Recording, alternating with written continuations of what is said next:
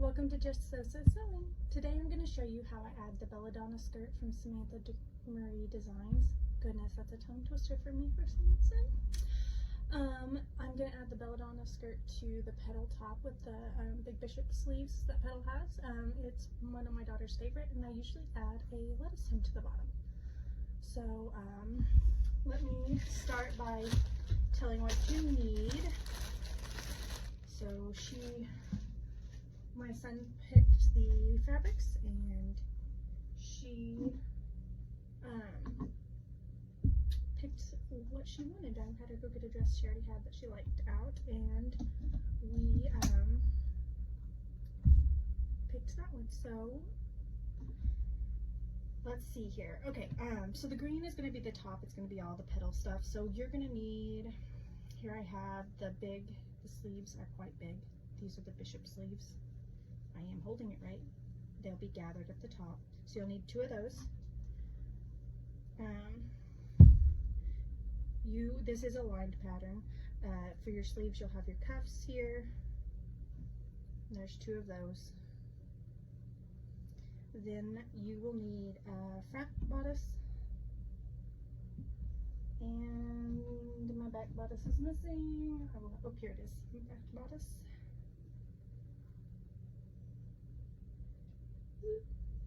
And then you will need a front and a back lining. I get white bags from LBK Printing Co. out of Lubbock, Texas. I should know that, LBK, Lubbock. Makes sense. Anyways, so you'll need those. Those are all the petal. That's the petal top. It's just the simple top and with the big bishop sleeves and the cuffs. And then the Belladonna, you just need the circle skirt. I cut this one on a double fold, so I will not have to cut a side. If you have a directional print, you will need to cut the side seams to keep it going down on both sides, or you'll have upside down on the back. Okay, let's get started. Okay, the first thing you're gonna do is find the right side of your top and the right side of your back, and you're going to place them together and sew the shoulder seams right here across both sides.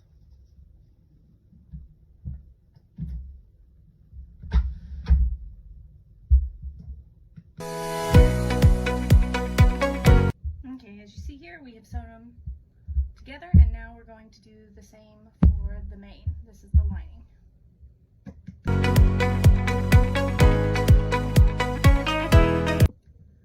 Okay, I'm done with the mane. You'll notice I don't use clips, usually on small things, and some larger things I don't use clips. So now we're going to take our mane, the correct side, the side that's going to show out, and you're going to take the right side of your lining fabric, and you're going to lay them together, match up the front and the back.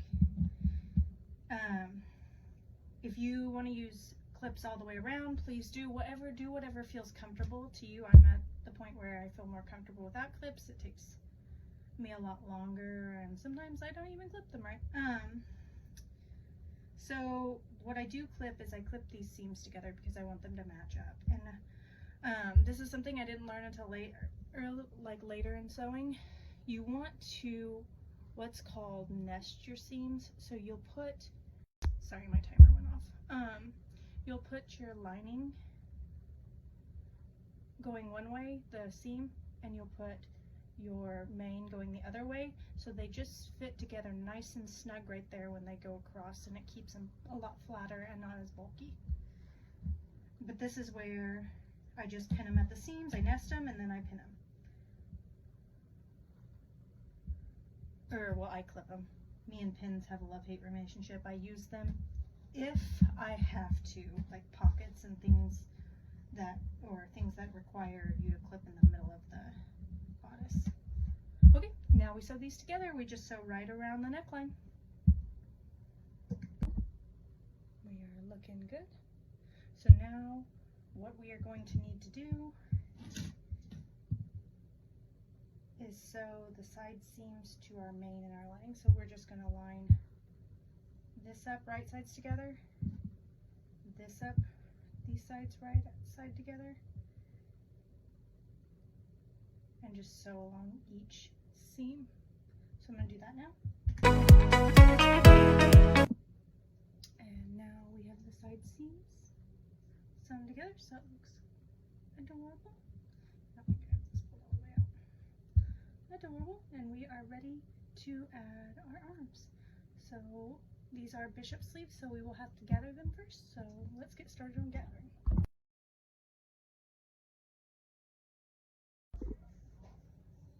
Okay, so now we have gathered it. You can pull your tension up and it'll actually gather it for you. I don't do that on sleeves because I'm going to sew this sleeve in a circle and then I'm going to clip it and then to the end of each gather start and then gather it between so it's more even. And I don't have to pull out or anything like that.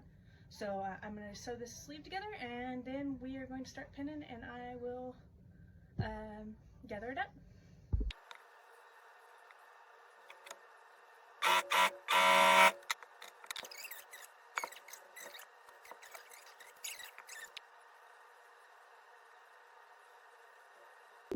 Okay, we have this sewn together, so I'm going to just flip it right side out so you can kind of see it here. And I missed a gather, so I'm going to redo this real quick.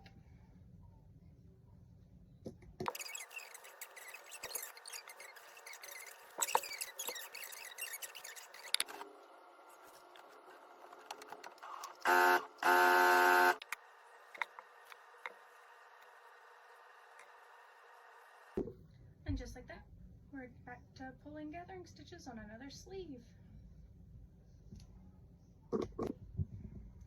Okay, so here we are. We've got our little bodice almost completed. Next, we have our cuffs. I need to sew these together and around. You just sew them along the side seam here.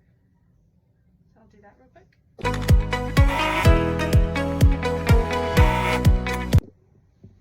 So here is our cuff. It is sewn together there, and I just take it and fold it there and fold it to the outside so the ends match, the wrong sides are matched together, and voila, you have a cute little cuff. And then I take it and I take the side seam right here and I just kind of fold it together and lay it evenly, and then I make a little notch on the end right here so I know where my halfway point is. And then I take the sleeve and you're just going to, when I first started, I would pull it I tried to pull it to match the cuff, which is a lot on this type of sleeve. And it just made a really wavy sleeve and was so hard. But when you're first sewing, you just kind of do what you know, and that's what I knew. So you actually gather the whole sleeve, and I go ahead and gather it, and I'm going to make another notch. I'm going to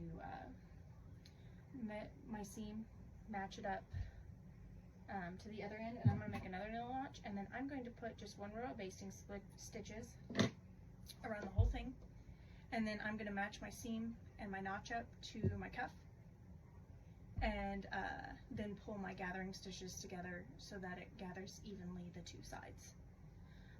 So I will do that real quick.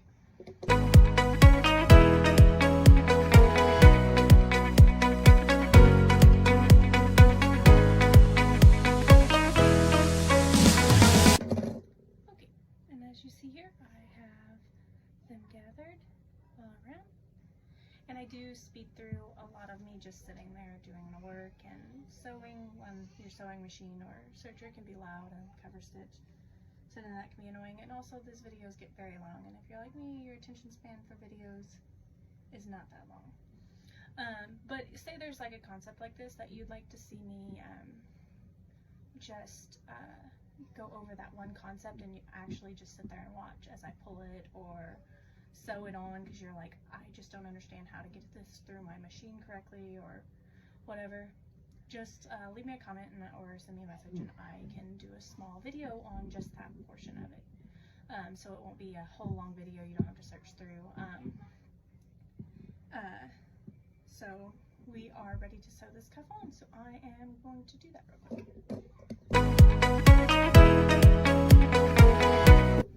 Okay, we have one of our sleeves done. You can see our little gathered cuff there, cute little thing. I already pulled my gathering stitches, don't forget to do that. So now we just got the other cuff to go, and we're getting close. And just like that, the last sleeve is complete.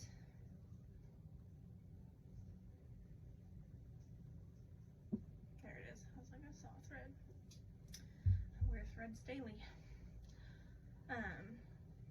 So here we are, our cute little top. This is the petal top.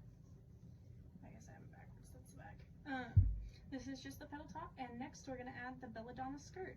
So to do that, I actually match up your side seams and find your quarter points in the front, and I just make a little notch. You could always do a mark or really whatever method of finding it you want. Everybody sews differently and comfortably in different ways. Then I'm going to find my other quarter point. And then here is our pretty skirt. And it is a Belladonna, is a circle skirt.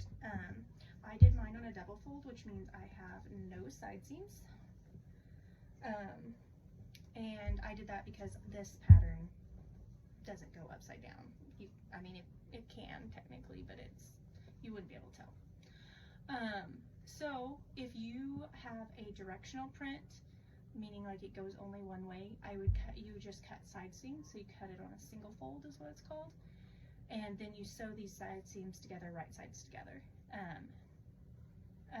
And then you proceed to this part, which is where I make my notches. If you do the side seams, just use the side seams as your middle. If not, I just use where I had it folded and make my own side seams. And then you will take those notches, because you're going to want them quartered, and meet them up and mark your quarter points here however you want to again.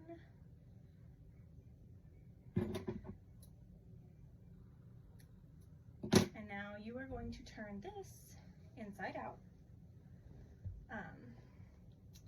There we go. And then take your top, and it's going to stay right side out, and you are just gonna, well, I say stuff it in there. I like to go from the bottom. Just take it up from the bottom. Just stuff it. It's a pain already. Okay, and so you're just going to match your quarter points up to your quarter points on your dress. This is a circle skirt, so technically you shouldn't have to stretch, since we are hacking two patterns together. There's always a chance. I do not remember ever having to stretch it on this one, but doesn't mean I just don't remember, because having kids has taken my memory away. They're wonderful children. I just think I gave a piece of my brain to each of them, I guess. Anyway, so here we are going to finish up with this last one, if I can find another clip.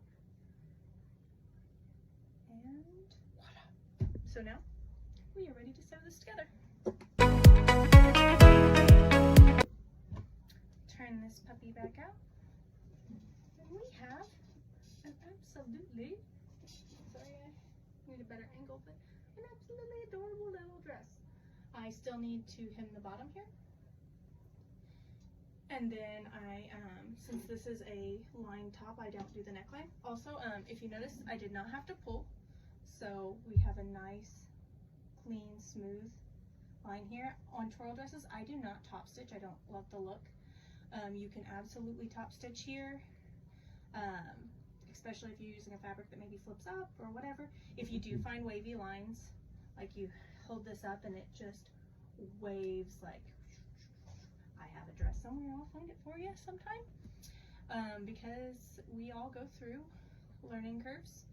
But waves are usually caused by Either you're having to pull the fabric or accidentally pulling the fabric, maybe when you're trying to rotate the fabric around, or your differential feed is up too high.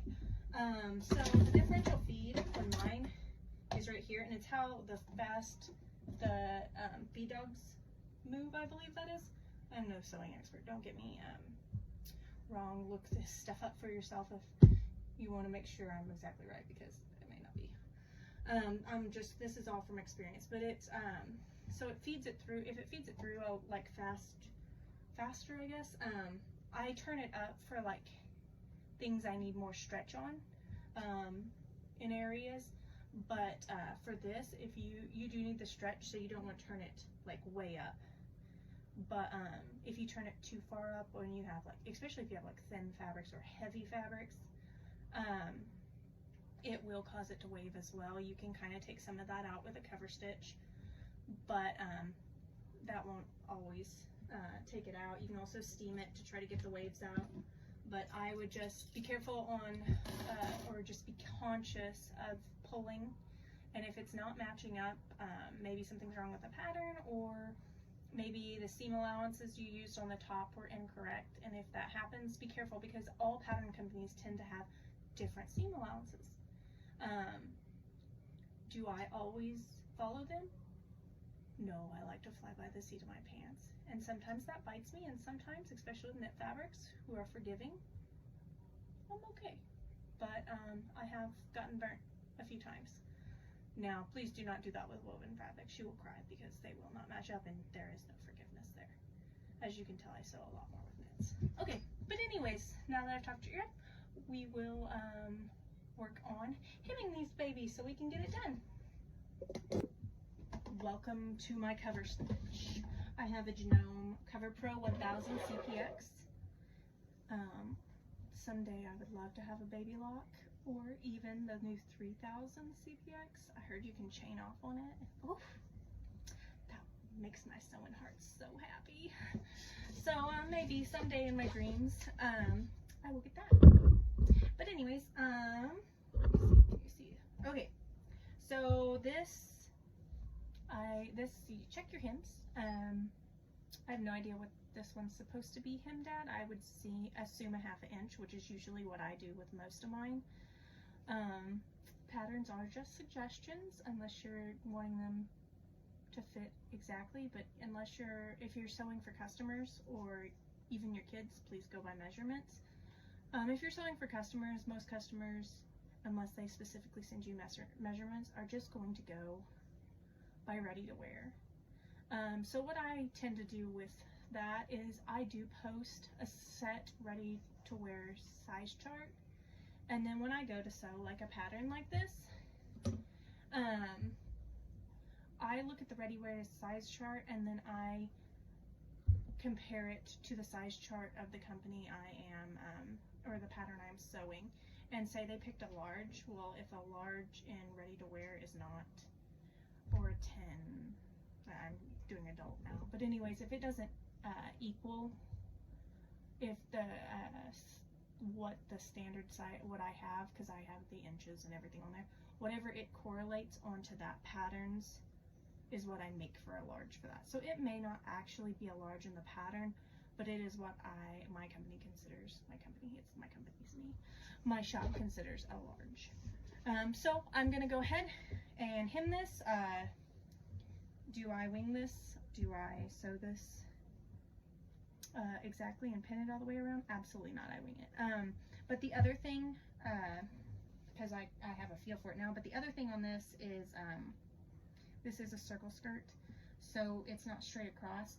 I have found if I can just keep it kind of taut, it will go ahead and gather in certain points on the skirt on the back, and you will not notice it. So some people have you gather a circle skirt just a tiny bit, because it will not lay flat just by itself. Gathered skirts will, they're square, but this is obviously a rounded hem, so it will not. So I just pull just slightly taut, not enough to wave it or cause it issues, but enough to get it to gather just a touch in the back. I also got this awesome clear foot. Game changer. So let's get sewing. Okay, and 256 hours later, the hem, let's see here, the hem is complete. It is a cute, cute, cute little dress. If you're wondering what a cover stitch looks like, maybe you don't have one or have never seen one other than what's on your clothes, obviously. But here is just, it just lays a nice little flat hem right there, and here is what the back side looks like. Ugh, that's white on white, it's hard. You see it there a little bit? Beautiful. Of course, I showed you a place where it actually skipped, so I need to change my needles. That is a good example of why we change our needles.